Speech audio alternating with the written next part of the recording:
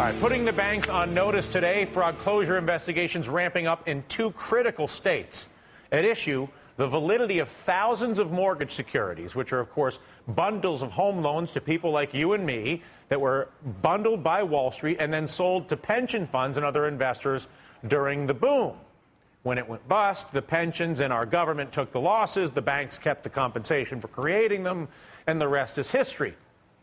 Well, New York Attorney General Eric Schneiderman, along with Delaware Attorney General Beau Biden, yes, that Biden, are now looking into whether Wall Street firms even bothered to pass along the appropriate paperwork when they took those individual home loans and repackaged them into securities for sale. Additionally, they're looking at whether the banks that oversee the trusts that were in monitoring of whether these things were happening ever bothered to ask whether it was happening.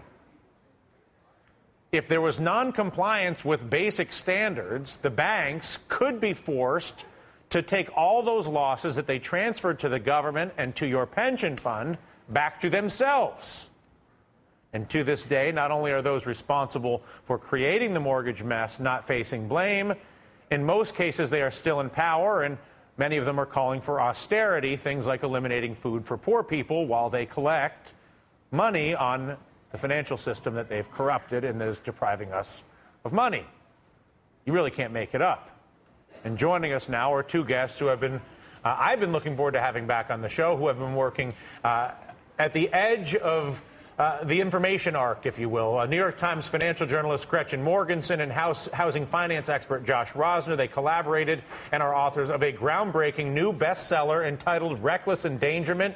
If you're not familiar or haven't seen it, I strongly suggest that you take the time to check this book out this summer. The subtitle, How Outsized Ambition, Greed, and Corruption Led to Economic Armageddon. And they are with us here in New York. And first of all, congratulations to the two of you. Thanks.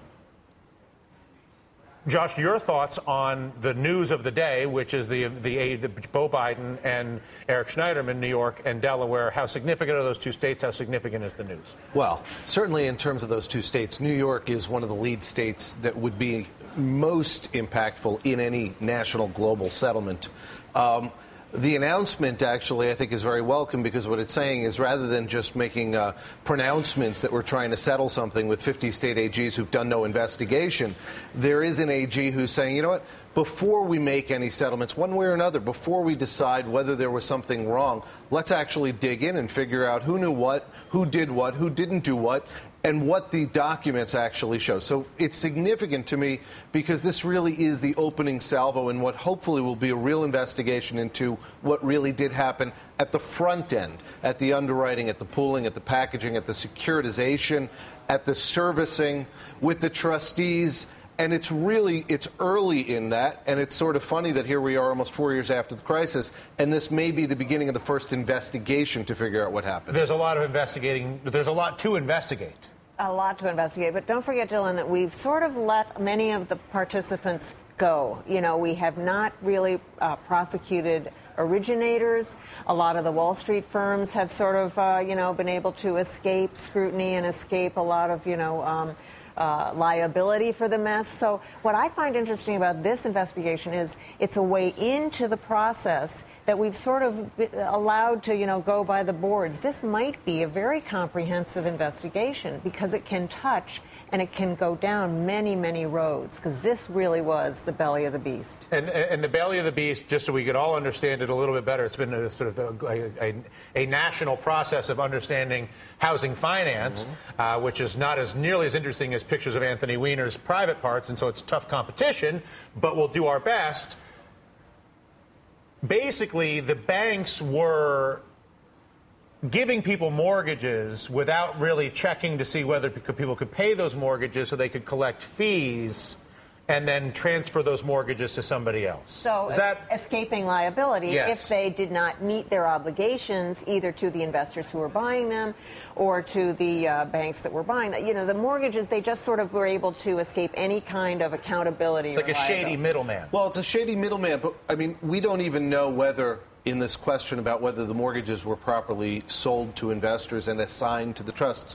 We don't know whether that's correct, that there was improper assignment, and we don't know if there was, whether the problem was one of the banks in their transfer or the trustees who are supposed to actually act on behalf of investors of the trust and really protect the assets of the trust for the investor.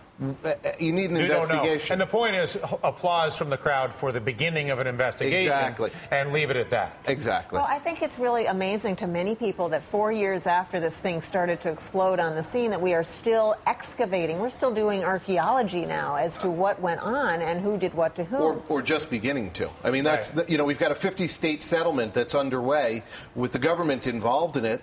And yet, there's been no investigation leading up to the settlement on the foreclosure side.